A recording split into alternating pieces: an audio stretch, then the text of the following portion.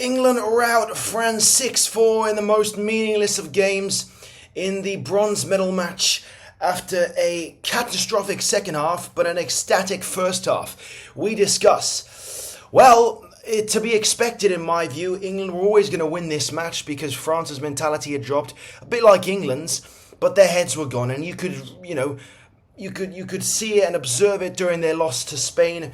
Elise, Mbappe, Dembele, Cherki, Doué, all of the players, all of the likes that I just mentioned kind of were subdued and were disappointed that they didn't show up for the big occasion.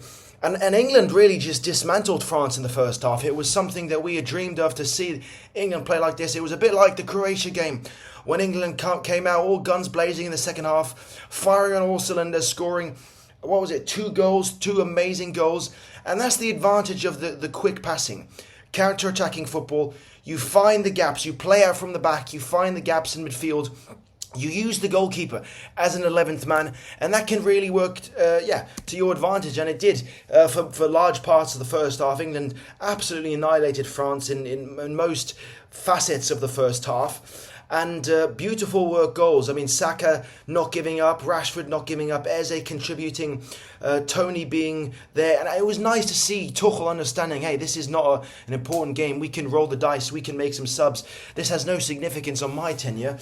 And England will manage to end this World Cup on a high. And I think there will be a lot to take from this. A lot of attacking football. This is how we want to play, how English fans want to see their nation play. And quite frankly, you know, it was nice to see different players contribute. Otherwise, Saka didn't play at all, didn't feature at all against Argentina tonight. He scored 3 goals, a hat-trick, and joins Messi and company for the only hat-tricks in a World Cup match, alongside, I think, Mbappe in the World Cup final 2022. Otherwise, Dean Henderson played well. I mean, you should stick him in goal from now on. There's so much to take from the personnel changes. It was really refreshing to see. Kwanzaa Spence was the player of the tournament, in my opinion. Aside from Bellingham, aside from Kane, aside from a few other offensive gems, Jed Spence, what a heroic tournament. I mean, he adds the most valuable and desired commodity a wing-back can have in this day and age, and it's the pace, the recovery pace. It's what Kyle Walker had. It's almost like he's a Kyle Walker replicate, especially against nations that have pacey wingers and that like to play through perhaps an overlapping wing-back. It is so vital to have somebody like Jed Spence who can be easily deployed on the left and also right back and can move forward and has, as I said, that recovery pace and can make up so much room. So he's huge tackles wise. Offensively, he won us the penalty again, which wasn't a penalty in the end against Norway. But oh my days, this is a right pick. Tuchel was criticised for taking him, but vindicated for taking him. So a lot to take from this performance. I think it was shooting practice in the first half. France really didn't turn up. Yes, they had a few chances, which England dealt with. But then in the second half, they turned up. And it was a different match. England surrendered a lot of chances. France should have gone up 6-4 perhaps if Elise hadn't missed 2 or 3 sitters. But then again, England took advantage, seized their opportunity, and those were the moments I was talking about, why England will win these games through moments.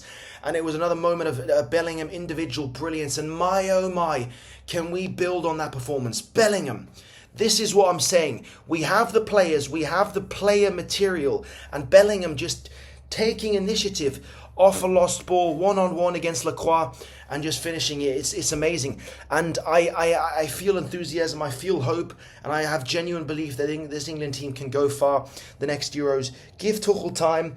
He made a mistake. He made a colossal mistake, which undoubtedly has altered my perception of him. Of course, we're not hiding behind that.